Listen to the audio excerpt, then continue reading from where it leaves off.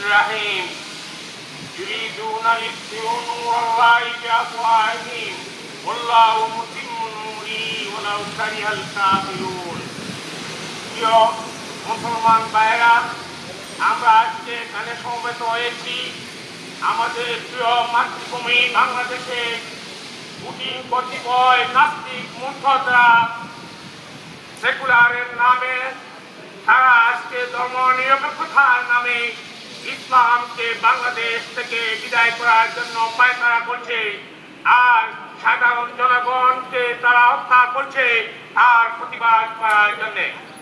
প্রিয় মুসলমান ভাইরা আমরা জানি ইসলামকে এইভাবে হত্যা করে আর নির্যাতন করে ইসলামকে বিদায় করা যাবে না।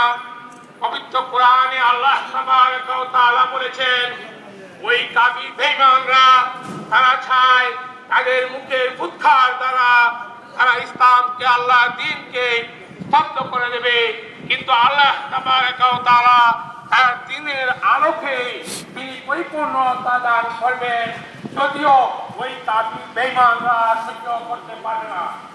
প্রিয় মুসলমান ভাইরা বাংলাদেশে আজ দেখা যাচ্ছে ইসলামকে তারা ধ্বংস করার জন্য উদ্যোগ করে লেগেছে আর তারা ভাবছে এইভাবে মুসলমানদেরকে হত্যা করে তারা ইসলামকে বিদায় করবে, কিন্তু তারা জানে না ইসলাম দুনিয়াতে যতবারই প্রতিষ্ঠিত হয়েছে এই রক্তের উপর দিয়েই প্রতিষ্ঠিত হয়েছে।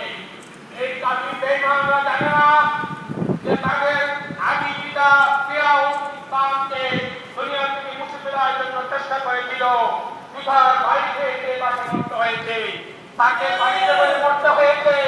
প্রিয় মুসলমান ভাইরা শেখ হাসিনা সেই কথা ভুলে গেছে, তার বাবা বাংলাদেশে সেই সেকুলারিজমকে কায়েম করার জন্য যে পায়তারা করেছিল জনগণ তাকে মেরে তখন ডাস্টবিনে ফেলে দিয়েছিল। সারা দুনিয়ার মধ্যে একটা মানুষও তার জন্য আফসোস করে নাই। আব্দুল কাদির মোল্লা ভাইকে আইন হত্যা করার কারণে সারা দুনিয়া থেকে তার প্রতিবাদের জ্বর উঠেছে। আমরাও সেই প্রতিবাদের অংশ হিসাবে